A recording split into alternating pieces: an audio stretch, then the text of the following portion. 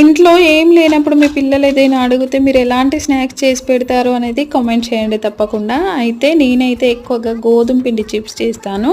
మా వాడికి చిప్స్ అయితే చాలనమాట. ఎలాంటి చిప్స్ అయినా పర్లేదు. చిప్స్ అని ఇస్తే వాడు మంచిగా తింటాడు. అందుకనే ఎక్కువగా గోధుమ పిండితో చేసేదాన్ని. ఎక్కువగా ఇంట్లో చపాతీ చేసుకోవడానికి గోధుమ పిండి మంచిగా స్టోర్ చేసి పెట్టుకుంటాం కదా! అందుకే గోధుమ పిండితోనే చేసేదాన్ని.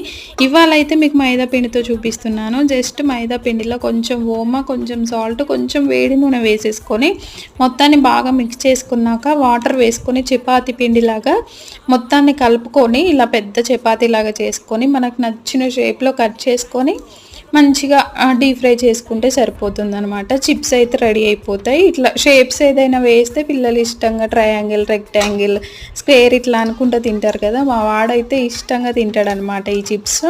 మీకు కూడా ఈ వీడియో నచ్చితే ప్లీజ్ సబ్స్క్రైబ్ చేసుకొని సపోర్ట్ చేయండి. Thank you for watching.